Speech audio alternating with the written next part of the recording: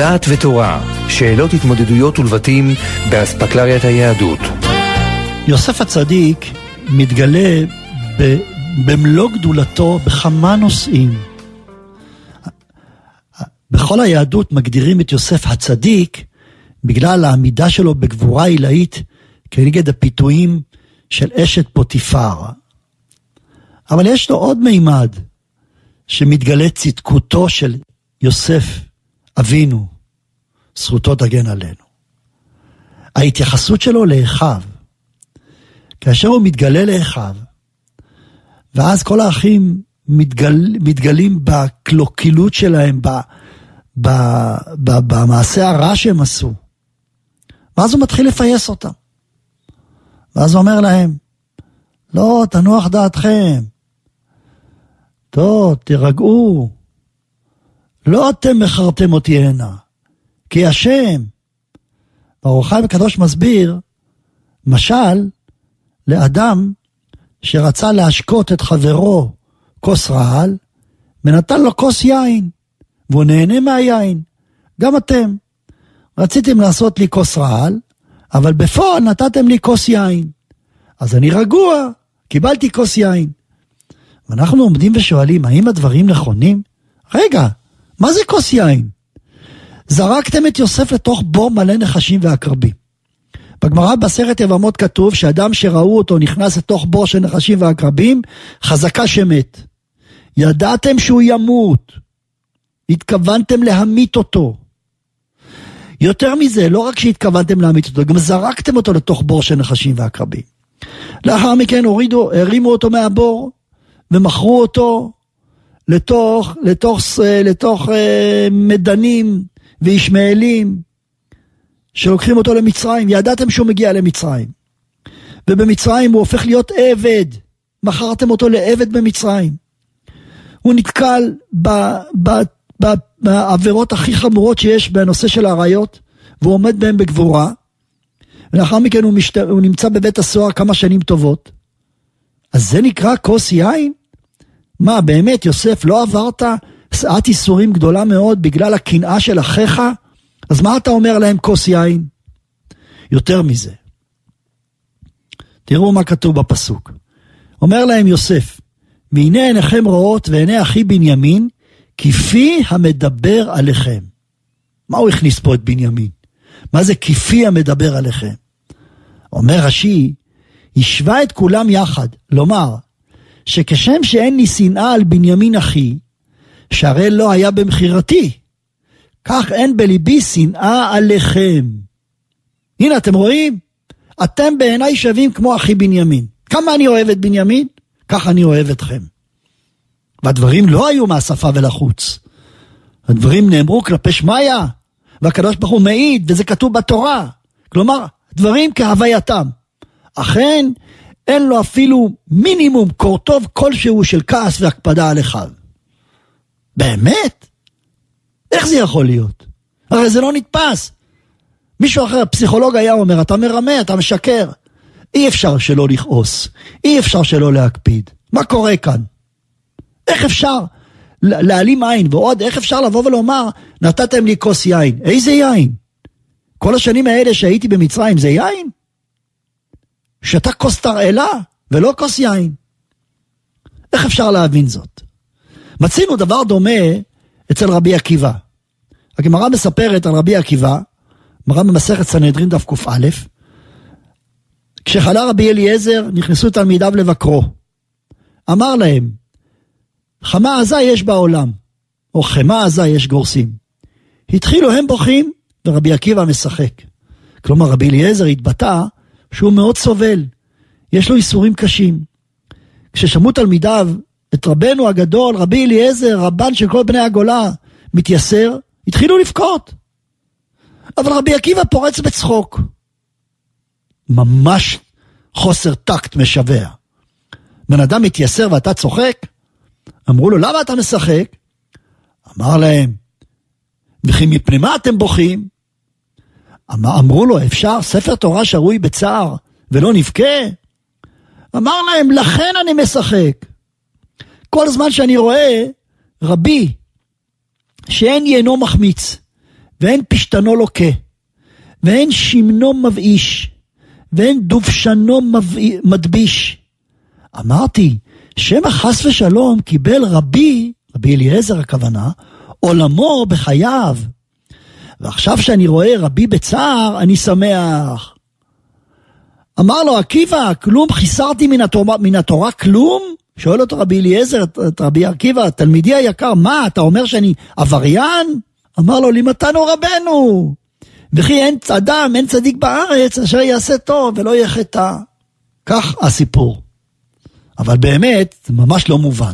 טוב, רבי עקיבא יכול להתנחם ולהגיד, שהאיסורים מחפרים. זה בעצם המטרה של האיסורים, זה בעצם מה שהוא אמר, שהאיסורים מחפרים. אבל למה משחק? זה לא מתאים. אפשר להגיד לאדם, האיסורים האלה יעזרו לך בעולם הבא, תקבל אותם באהבה. אבל לא לפרוץ בצחוק, הרי הוא מתייסר. מה זה מצחק? ראינו עוד פעם אחת אצל רבי עקיבא, את הסיטואציה הזו שרבי עקיבא משחק. הגמרא במסכת מכות דף כ"ד עמוד א'. כבר היו רבי אלעזר בן עזריה, ורבן גמליאל ורבי יהושע ורבי עקיבא מהלכים בדרך, ושמעו כל המונה של רומים ממרחקים. התחילו הם בוכים ורבי עקיבא משחק. אמרו לו, למה אתה משחק? אמר להם, למה אתם בוכים? אמרו לו, הללו רומיים שהחריבו בית המקדש ומשתחווים לעבודה זרה, יושבים בטח והשקט, ואנו בית אדום רגלי אלוקים שרוף באש ולא נבכה? אמר להם, לכך אני משחק. ומה לעוברי רצונו כך? לעושה רצונו על אחת כמה וכמה. כשאני רואה כמה טוב להם, אני מתמלא שמחה ואני אומר כמה לנו טוב. על אחת כמה וכמה שלנו טוב. כן, אבל זה ממש שוב פעם אותה שאלה. עכשיו לא טוב. רבי עקיבא חי בתקופה הקשה ביותר שהייתה לעם ישראל עם הרומאים. כפי שידוע, הוא היה מהרוגי מלכות, שסרקו את בשרו במסרקות של ברזל, ולא נתנו לו ללמוד תורה, והוא למד תורה במסירות נפש, והצרו את צעדיהם של היהודים בכל אתר ואתר בארץ ישראל. היהודים היו להפקר, דמם של היהודים היה להפקר ממש פשוטו כמשמעו. המצב הכי גרוע שהיה לעם ישראל היה באותה תקופה של רבי עקיבא לאחר החורבן, 60-70 שנה לאחר החורבן. לאחר החורבן של ביתר והריגתו של בן כוזיבה, המצב היה הרבה יותר גרוע. כל זה היה בתקופתו של רבי עקיבא, והוא צוחק. על מה אתה צוחק? ומה לעוברי רצונו כך? לעושה רצונו על אחת כמה וכמה. מצינו אותו דבר. סיפור שלישי, דומה מאוד. שוב פעם, היו עולים לירושלים. שוב אותה חמולה.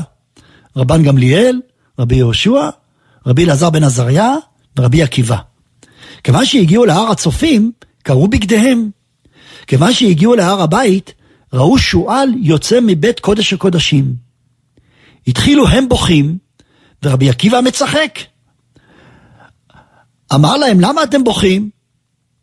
אמרו לו, מקום שכתוב בו, והזר הקרב יומת, ועכשיו שועלים הילכו בו, ולא נבכה. אמר להם, לכך אני משחק. דכתיב, והעידה לי, מה עניין אוריה אצל זכריה? אוריה כתיב, ציון שדה תחרש. ובזכריה כתיב, עוד ישבו זקנים וזקנות ברחובות ירושלים.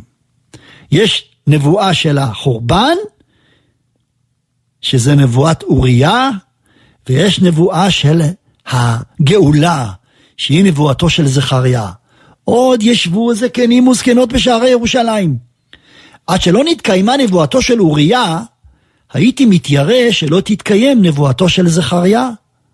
עכשיו שנתקיימה נבואתו של אוריה, בידוע שנבואתו של זכריה מתקיימת. מיד אמרו לו, עקיבא ניחמתנו, עקיבא ניחמתנו. אבל עדיין אני עומד ושואל, יש הבדל בין נחמה לבין מצחק. דמיינו סיטואציה שאתם הולכים לנחם אבלים.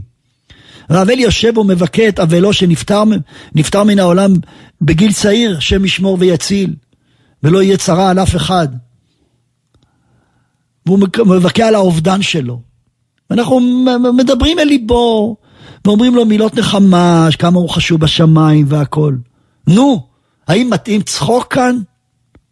מתאים להגיד, ניחמתנו, אבל לא צחוק. צחוק צוחקים כשיש שמחה באותו הרגע, לא כשיש שמחה עתידית. אבל אצל רבי עקיבא הייתה שמחה באותו הרגע. מה כל זה אומר? כידוע לכם, מה שכתוב בגמרא, הגמרא אומרת דבר, גמרא מסכת פסחים. והיה אדוני למלך על כל הארץ. ביום ההוא יהיה אדוני אחד ושמו אחד. מה הגמרא שואלת? מה זה ביום ההוא יהיה השם אחד? היום הוא לא אחד?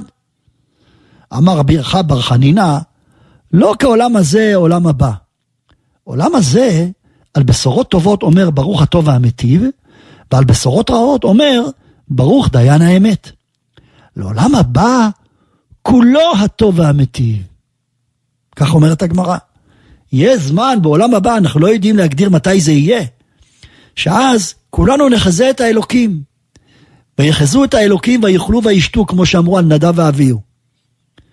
טוב? רואים את השם ממש, מרגישים את השם. ואז כשיש לאדם צרה, הוא מיד רואה את התוחלת מהצרה. מיד הוא רואה את הריפוי מהצרה. הוא רואה כמה הצרה הזו עוזרת לו. לא מחר מחרתיים, עכשיו. אז הוא שמח בצרה. דמיינו רגע אחד, שאדם הולך עם הבן שלו הקטן, לעשות ניתוח. והוא יודע שהניתוח הזה מציל חיים. והוא רואה שהבן שלו מתייסר וכואב. אבל האבא אומר, ברוך השם, ברוך השם, ברוך השם, ברוך השם. איזה יופי, ריפו אותו. הוציאו אותו מהמוות שהיה לו. והצילו אותו. דמיינו רגע אחד, שפורצת שריפה בבית. ואנשים ישנים בתוך הבית. ולא מרגישים בשריפה. והאדם רואה את הבן שלו שהוא ישן חזק מאוד. והוא מנסה להעיר אותו והוא לא מעיר אותו. אז הוא דוקר אותו וסותר לו על לחיו ומרביץ לו ומכה אותו בחוזקה ואומר לו תעוף מכאן. המכות הללו זה מכות של כאב או מכות של שמחה. המכות האלה הן מכות של שמחה. כי רואים את ההצלה באותו הרגע.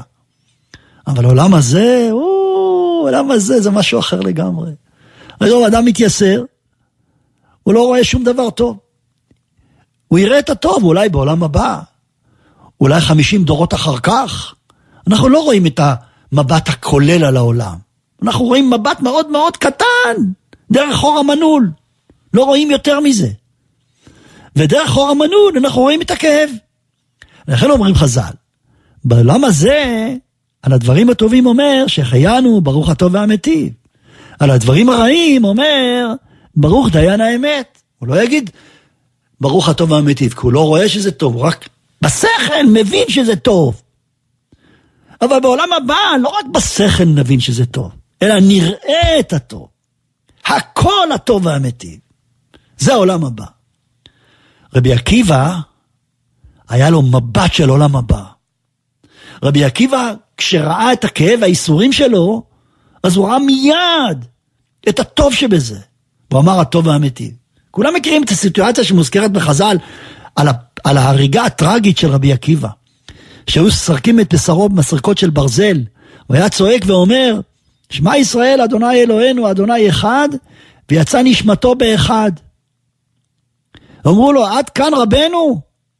אמר להם, כל ימי הייתי מצטער, מתי יבוא אל פסוק זה, ואהבת את אדוני אלוהיך, בכל לבבך, בכל נפשך, בכל מאודיך, ולא אקיימנו. ועכשיו שיבוא לידי, לא אשמח בו? רבי עקיבא שמח שמחה מרובה באותו כאב עצום, באיסורים האדירים האלה של הרומאים. למה? הוא ראה באיזה גדלות, אני מתקרב לקודש הבריחו, הוא מוסר את הנפש, כל ימי הייתי מתייסר. רבי עקיבא חי כבר בעולם הבא. בעולם הבא הכל הטוב והמיטיב. בעולם הזה יש הטוב והמיטיב, ויש ברוך דיין האמת.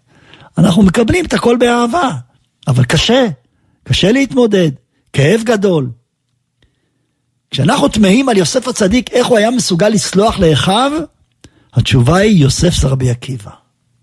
התשובה היא יוסף רואה במה שאחים עשו לו את יד השם בשביל להחיות עם רב, כדי להביא את עם ישראל ליציאת מצרים, כדי להביא את עם ישראל לעניין הזה של יציאת מצרים שתבוא אחרי 210 שנים. כל ההיווצרות של עם ישראל בכור ההיתוך, כור הברזל, ארץ מצרים, בא על ידי זה שיוסף נמכר למצרים. אז כשהוא רואה את זה, אין לו אפילו כעס כלשהו עליך. לא אתם שלחתם אותי הנה, כי השם שלחני. כפי המדבר עליכם, אומר להם, אני מתייחס אליכם כמו שאני מתייחס לבנימין. זה דרגות. זה דרגות. אנחנו לא בדרגה הזו. אבל לפחות נלמד דבר אחד. נשתדל לסלוח. תמיד שואלים אותי, לסלוח? אני אומר כן, לסלוח. אבל לא לסלוח ולהרגיש הקפדה. זה כבר תרתי דסתרי. אם אתה אומר שאתה סולח ואתה מרגיש הקפדה, זה תרתי דסתרי. זה לא הולך יחד. אתה עבוד על עצמך. תגיד, אתה יכול להגיד גם משהו אחר, מותר לך להגיד את כל ההקפדה שלך לאותו אדם. ויחד שאמרת לו, אולי שחררת קיטור, הצלחת להוציא את מה שמעיק עליך, יחד עם זה, בסוף, תגיד, לאחיות עם רב. זה רצון השם. מי שעומד מאחורי האויב, זה לא האויב. מי שעומד מאחורי האויב, זה הקדוש ברוך הוא ששלח אותו. נו באמת, השם רוצה ברעתי. לפחות נאמין בזה, אם לא נרגיש את זה. בעזרת השם לעתיד לבוא, גם על הרעה יאמר, ברוך הטוב והמטיב. ואידך זיל גמור. דעת ותורה, שאלות התמודדויות ולבטים באספקלריית היהדות.